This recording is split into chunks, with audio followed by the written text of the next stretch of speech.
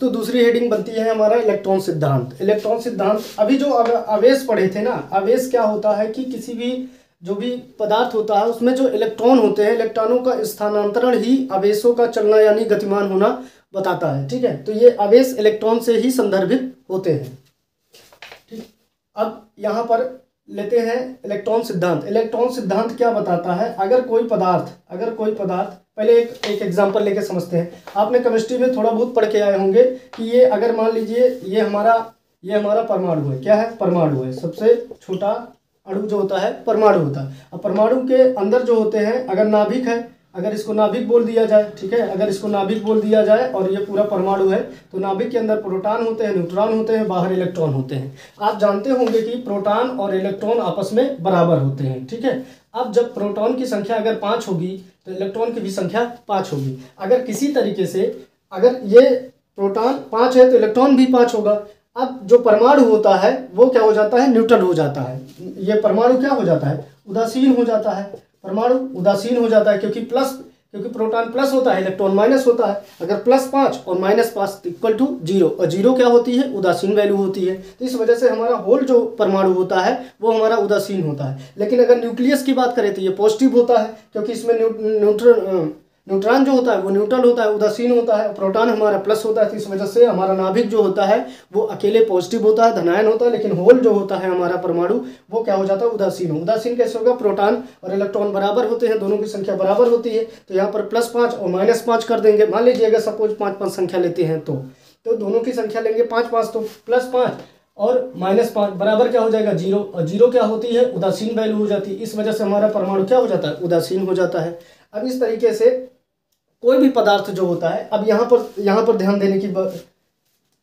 देने की जरूरत है कि अगर जैसे ये 5 है, दोनों भी बराबर हैं, हमारा परमाणु पूरा उदासीन है। लेकिन किसी तरीके से अगर हमारी इलेक्ट्रॉनों की संख्या क्या हो जाए? 4, और ये क्या हो जाए? 5। तो यहाँ पर देखते हैं कि अगर प्रोटॉन हमारा 5 हो जाता है और इलेक्ट्रॉन हमारा 4 हो जाता है, तो इलेक्ट्रॉन है तो ये माइनस में हो जाएगा, प्रोटॉन है तो ये प्लस में हो जाएगा। यहाँ पर आएगा +1, और +1 होने पर ये हमारा क्या हो जाता है? हमारा ये जो परमाणु होता है ये कैसा हो जाता है? धनावेशित हो जाता है। कैसा हो जाता है?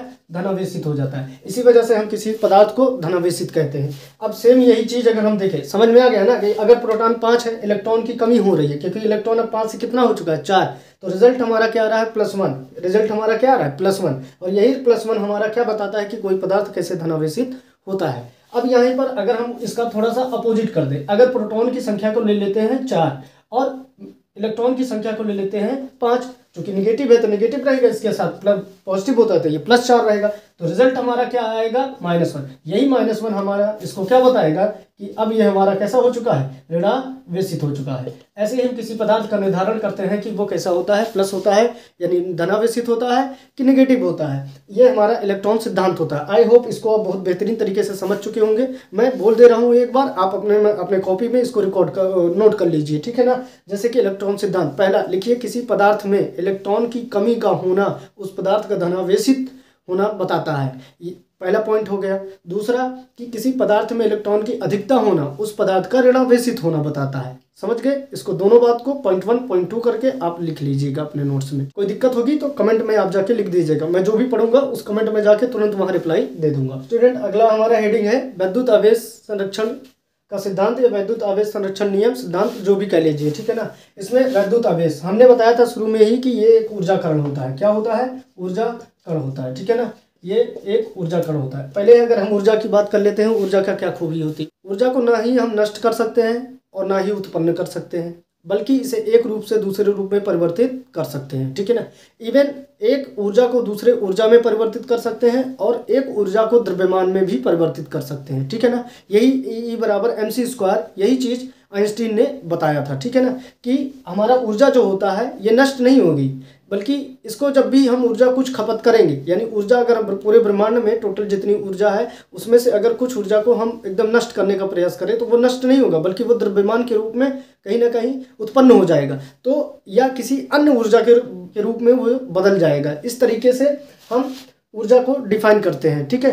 अब ये भी हमारा वैद्युत आवेश भी क्या होता है? ऊर्जा का कण होता है, क्योंकि ऊर्जा के भी जो संरक्षण सिद्धांत है, ना तो ऊर्जा को उत्पन्न किया जा सकता है और ना ही नष्ट किया जा सकता है, ठीक है, बल्कि इसे एक रूप से दूसरे रूप में परिवर्तित किया जा सकता है। ये ऊर्जा संरक्षण का सिद्धांत वैसे सेम टू सेम इस पर भी लागू होते हैं, क्योंकि ये भी ऊर्जा पार्ट के लिए है, तो ऊर्जा के पूरे प्रोसेस को, पूरे प्रिंसिपल को ये फॉलो करेंगे। ठीक है, तो वैद्युत आवेश संरक्षण सिद्धांत, इसमें भी बताया जाता है कि वैद्युत आवेश यानी ऊर्जा कण, ये भी एक प्रकार का ऊर्जा कण है, इसको भी हम नष्ट नहीं कर सकते और ना ही हम उत्पन्न कर सकते हैं, बल्कि इसे एक पदार्थ से दूसरे पदार्थ में स्थानांतरित कर सकते हैं। बट इसको ना ही हम नष्ट कर सकते हैं और ना ही हम उत्पन्न कर सकते हैं। यही हमारा सेम टू सेम बन जाता है वैद्युत आवेश संरक्षण का नियम, वैद्युत आवेश संरक्षण का सिद्धांत बन जाता है। आई होप इसको आप समझ गए होंगे। मैं यहीं पर इसको लिख दे रहा हूँ।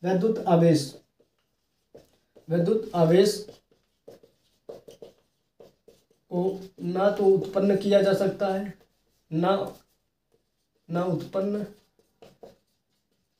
किया जा सकता है और ना ही नष्ट किया जा सकता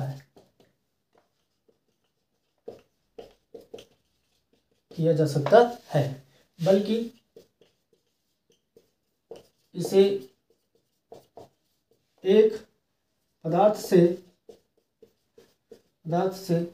दूसरे पदार्थ में स्थानांतरित, वहाँ नहीं है ना, यहाँ लिख दे रहे हैं, स्थानांतरित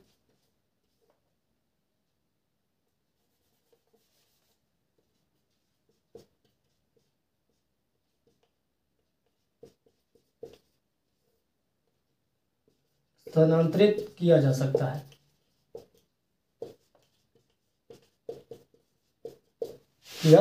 सकता है। ठीक है, इस तरीके से हमारा बन जाता है। वैद्युत आवेश को ना उत्पन्न किया जा सकता और ना ही नष्ट किया जा सकता, बल्कि इसे एक पदार्थ से दूसरे पदार्थ में स्थानांतरित ट्रांसफर किया जा सकता है। तो ये रहा हमारा वैद्युत आवेश संरक्षण का सिद्धांत। आई होप इसको भी आप अच्छे से समझ लिए होंगे।